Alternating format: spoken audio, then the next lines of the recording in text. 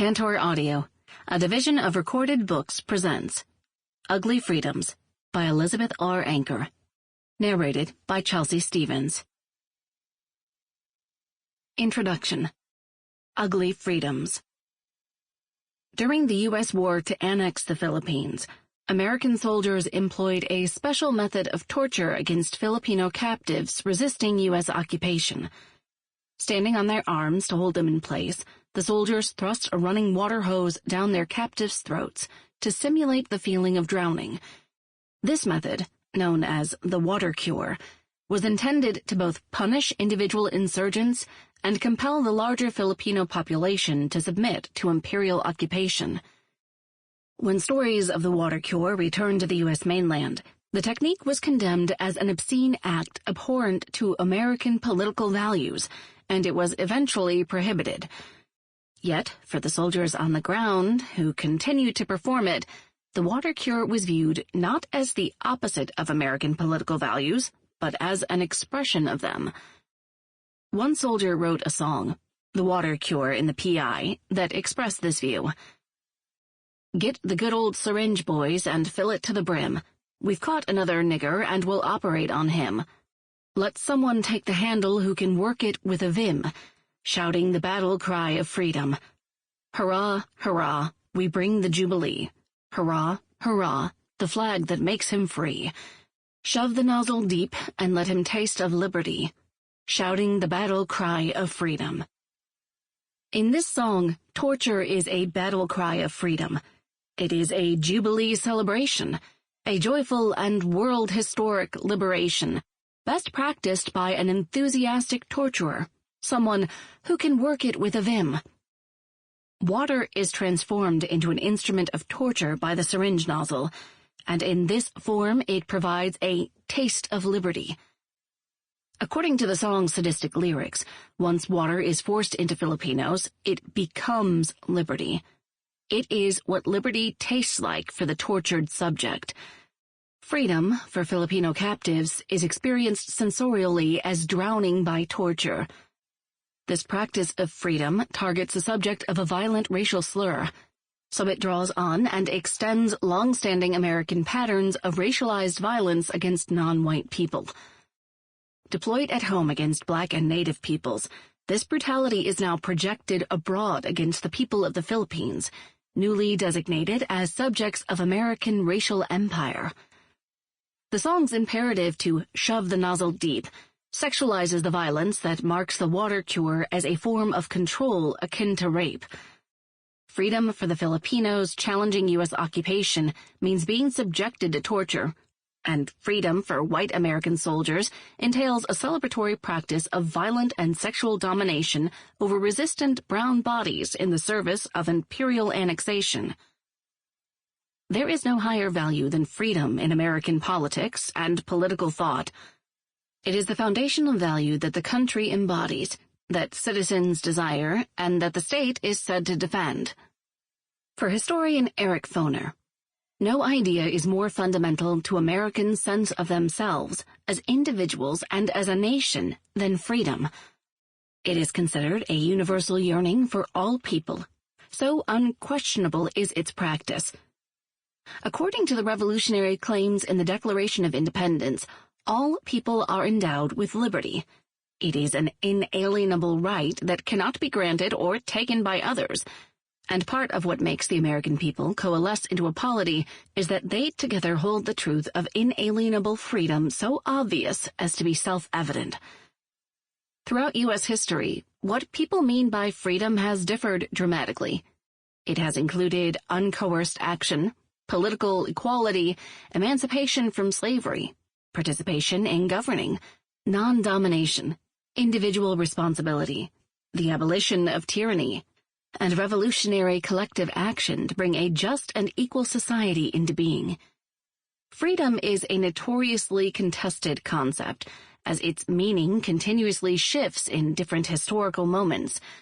But across different uses, freedom has always signified the highest of human aspirations. Even with the multiplicities of freedom, the insistence in The Water Cure in the PI that torture is a practice of freedom would seem impossible, nonsensical, or profoundly and unsettlingly wrong. Many critics condemned the brutality of the water cure during the Filipino-American War, as did critics 100 years later in another war that promised freedom through occupation, the War on Terror, in which the signature method of torture, waterboarding, echoed the water cure. In both cases, critics argued that torture and freedom were opposites, and therefore that supporters of water torture were morally bankrupt and politically misguided because they presumed that it could serve freedom. This comforting response defended the virtue and purity of freedom while separating it from the ugliness of imperialist, cruel, and racist torture practices. But what if the soldier's song bluntly articulates a paradoxical and unsavory truth? What if torture is a practice of American freedom? What if popular forms of freedom have entailed not merely the celebrated practices of individual liberty, rule of law, or shared participation in collective governance, but also torture, dispossession, and racial domination? Ugly Freedoms interrogates practices of American freedom to examine the oppressions they legitimate as principled ideals. Throughout U.S. history, freedom has taken shape as individual liberty and emancipation from tyranny, but it has also taken shape as the right to exploit and the power to subjugate. The American Revolution is perhaps the archetypal expression of political freedom in the United States, when former colonial subjects liberated themselves from the yoke of unjust monarchy in a radical act of political world-making. The founders brought a new democratic society into being, and galvanized a form of free subjectivity beyond individual rights to include the shared making of politics. Yet this liberation was only possible because of widespread land theft from indigenous peoples who had inhabited the land upon which they declared independence. Violent and world-destroying acts of dispossession were practiced by the founders as freedom, the freedom of settlers to take land in order to instantiate a new government, the freedom to cordon off native territory by labor, treaty manipulation, murder, and fiat in order to exercise independence. This practice of freedom disrupted indigenous political systems and land relationships in order to be free from monarchy, a freedom that continues to this day in ongoing settler practices of land appropriation and cultural erasure. The American Revolution also relied on and was funded in part by the enslaved labor of millions of Africans and their descendants. Slavery, legalized by U.S. juridical processes, was interpreted by enslavers not as the opposite of liberty, but as a practice of liberty.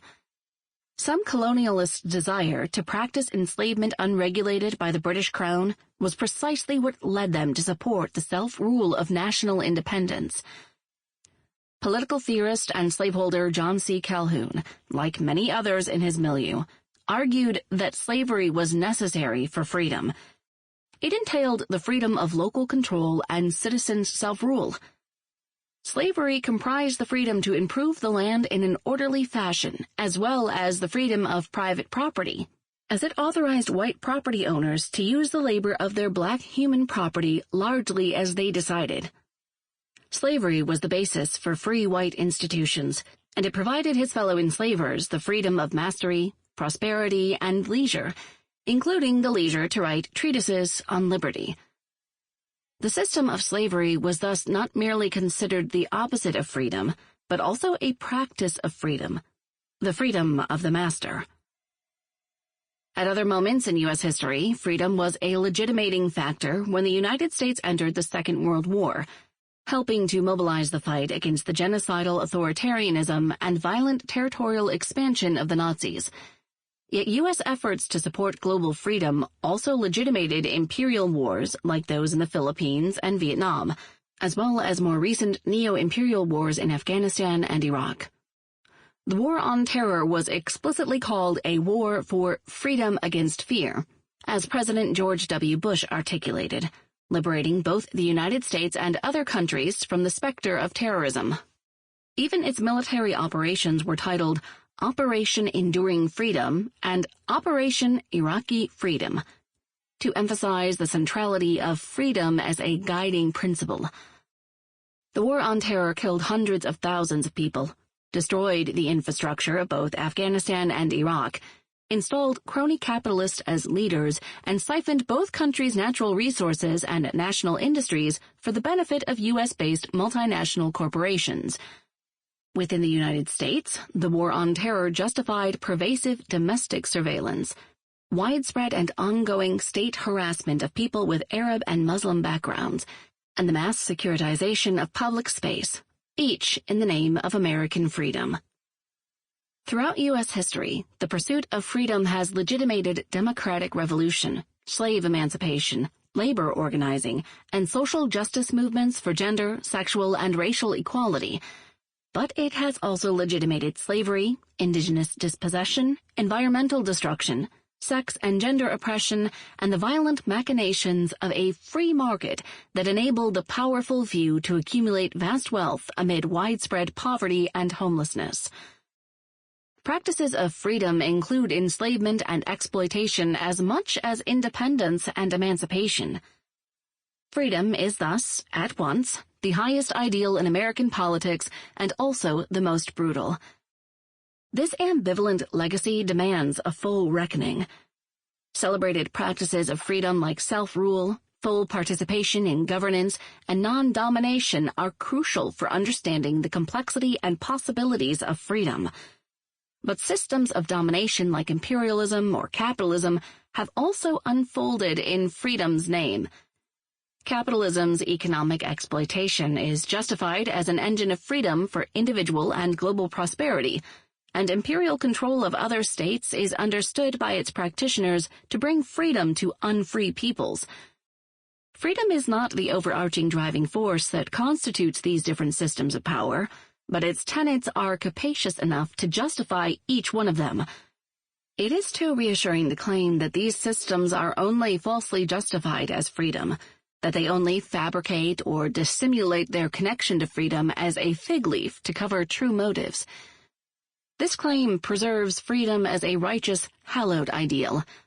But the trouble is not that these practices demonstrate a failure to embody the correct ideal of freedom, nor is it that the virtue of freedom is tragically subverted by bad actors who erroneously use freedom to legitimate their predation. The trouble is that ideals of freedom can be produced out of and within what Saidiya Hartman calls scenes of subjection, that freedom can legitimately be practiced as subjugation. Freedom can entail both non-domination and domination, both world-making and world destruction, both challenges to and impositions of unjust authority. Rather than disavowing this dynamic to discard subjugating freedoms as either insincerity or false consciousness, I take the ambivalence and violence of freedom's expression seriously. Ugly Freedoms de-idealizes freedom and its entailments. This book examines 4 specific iterations of modern freedom, with a focus on how they take shape in the United States, from colonization to the present. First, freedom understood as the practice of individual liberty alongside a liberal civilization that codifies it.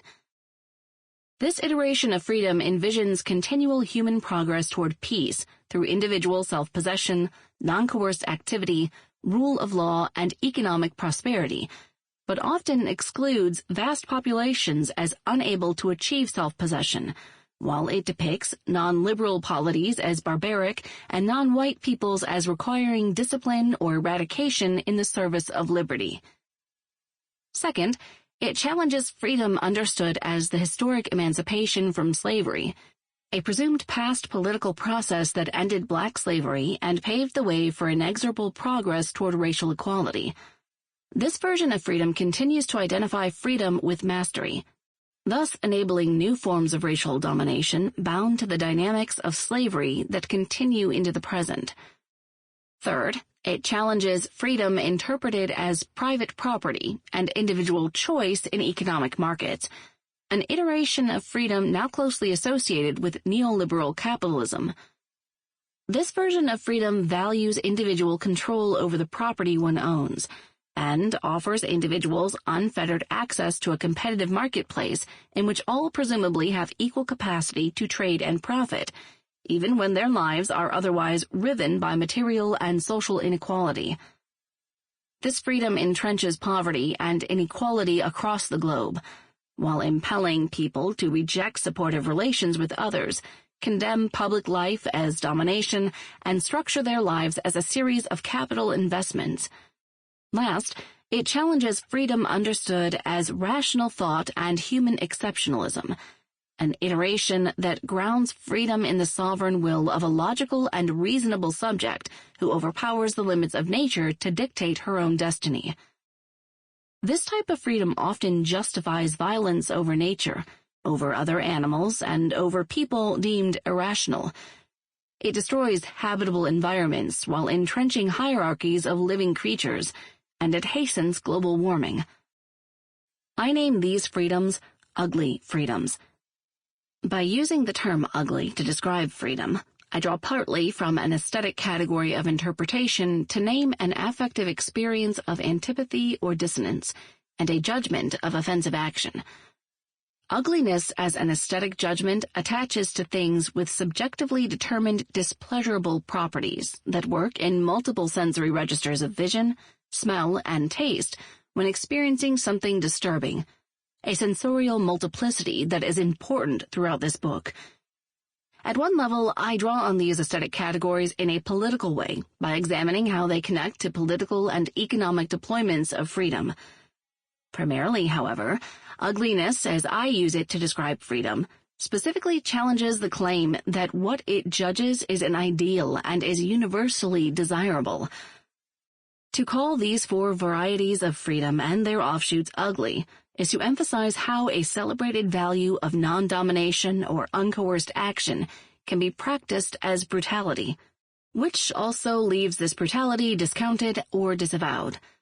For freedom is ugly not only when it legitimates mass harm, but also when its practitioners and tenants disregard these harms to uphold freedom as an always celebrated virtue. This disregard is central to freedom's status as a universal ideal. The water cure in the P.I. song is atypical in this sense, in that it makes the link between freedom and torture explicit and celebrates rather than dissimulates their connection. Typically, to call a political action free means that this action is principled and noble in the best interest of all people and the most desirable choice in a field of options. Ugliness as a political assessment targets how principles and actions of freedom are granted preeminence even when they support widespread subjugation. The ascription ugly draws attention to this disregard and disavowal, gnawing away at the ceaseless affirmation of freedom's virtue, challenging the veneration of actions practiced under its mantle. The injuries produced by the pursuit of modern freedom are well documented in feminist, Black, Indigenous, and anti-colonial thought, among others, which detail how philosophies of free practice can rely on a metaphysics of gender, race, and civilizational enlightenment that harm and exclude those considered too dependent or barbaric to practice freedom or be worthy of its responsibilities. Ugly freedoms rely on those formative accounts while arguing that those harms and exclusions are not only the violent effects of freedom, but can also be considered free practice. The water cure, for one, was a practice of freedom for American soldiers who enacted it. They did not invent this claim on the fly or justify their violence erroneously, but they drew from long-standing ugly freedoms practiced for centuries in the United States to interpret torture against people of color as an exercise of freedom. Freedom as subjugation is also found in the aptly named ugly laws, laws created around the turn of the 20th century in various American cities to forbid visibly poor or disabled people from inhabiting public space, ostensibly to celebrate and beautify public life by removing an unsightly and disgusting object, an improper person to be allowed in public. As the language of one municipal code explained, the ugly laws generated free movement in public by denying power to, and disavowing from public consciousness, the people whose poverty and physical struggles emerged out of war, industrialization, bodily difference, and immigration. As Susan Schweik has analyzed, ugly laws constructed a political sphere organized specifically by excising unsightly beggars, people whose workplace and war injuries or malnutrition revealed in physical form the effects of capitalism and imperialism.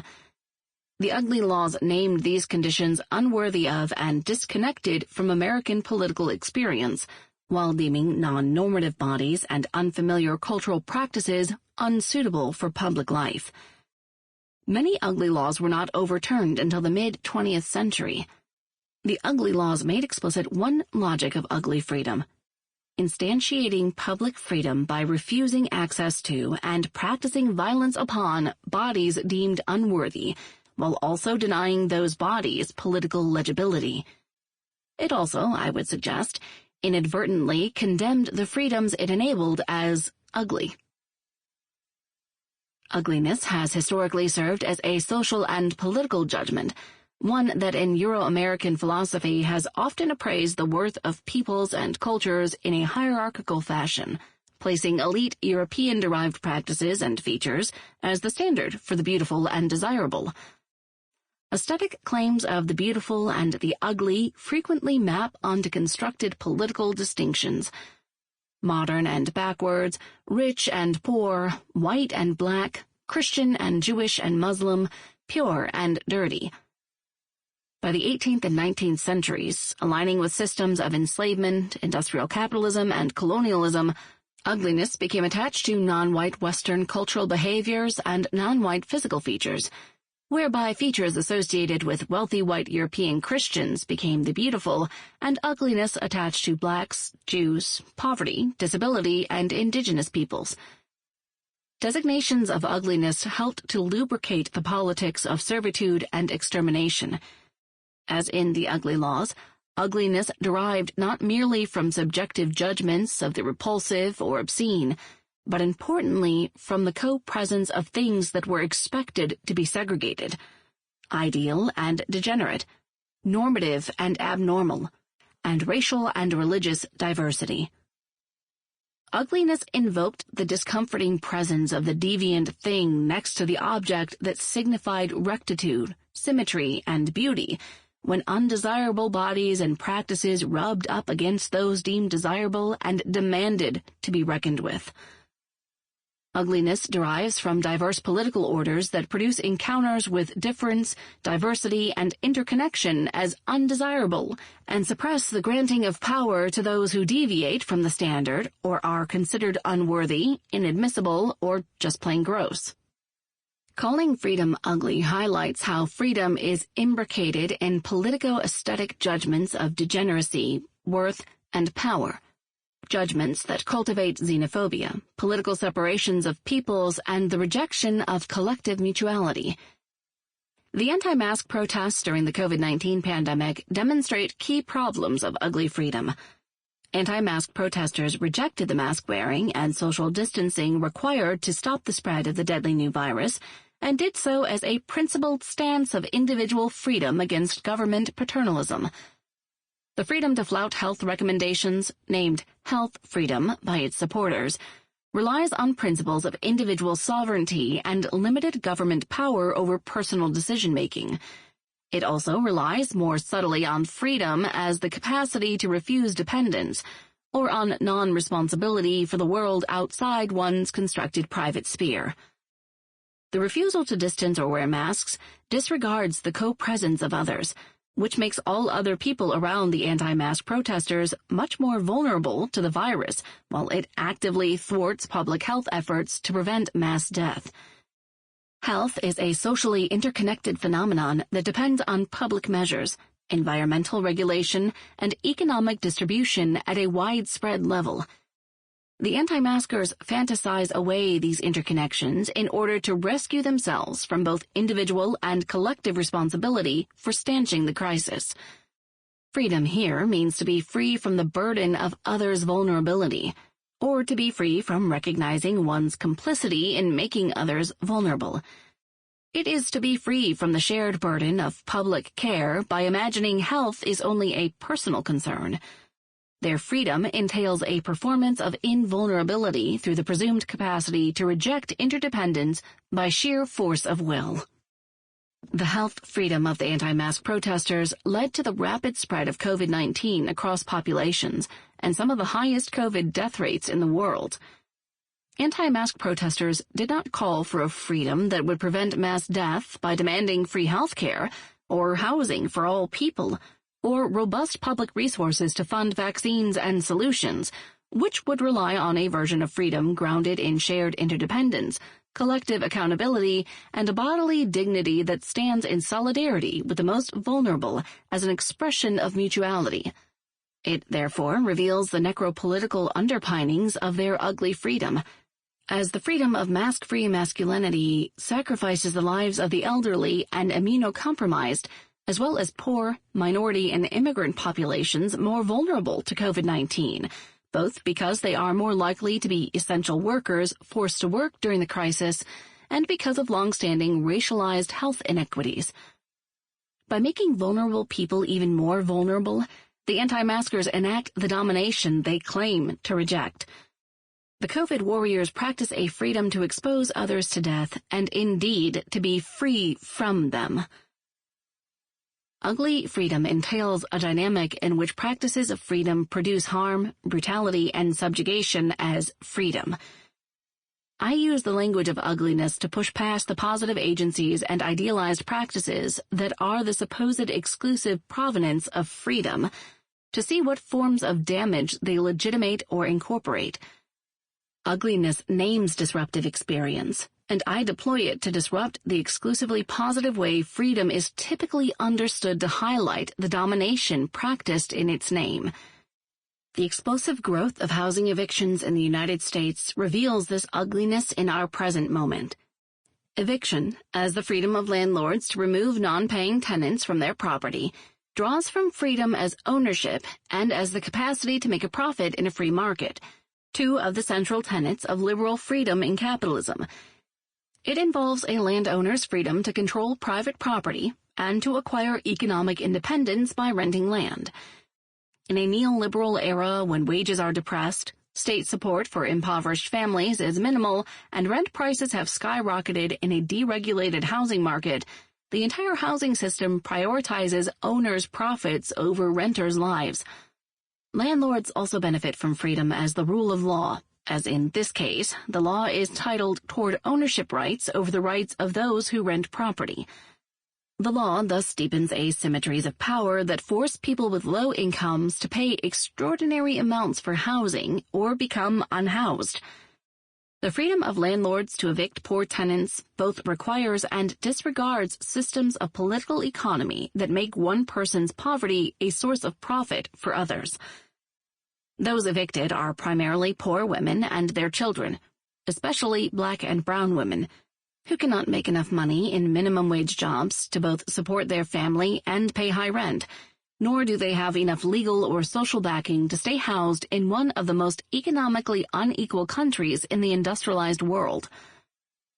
Evictions damage the lives of those who are evicted, destroying the stability and connection provided by housing and familiar neighborhoods while thrusting vulnerable people into dangerous situations. Evictions, and their support in legal policies and law enforcement, show how the legacies of dispossession, mastery, and patriarchy are not historical embarrassments, but present structures of power that continue to be practiced as freedom. The freedom to evict is similar to the freedom of gun ownership, enshrined as a core individual freedom in the United States and practiced in a more explicitly violent way. Gun ownership carries the promise of strengthening personal freedom as individual sovereignty. If sovereign power, classically defined, is the final authority to make decisions about life and death within a given sphere, then gun ownership allows owners final say in deciding who shall live and who shall die within their personal radius. It allows owners, especially the white men who make up a vast majority of the gun-owning population, the promise of control over life and death on their own terms.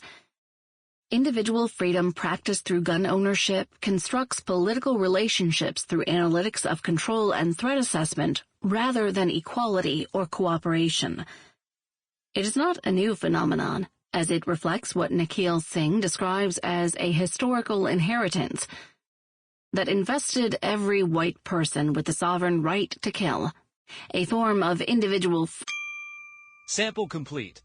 Ready to continue?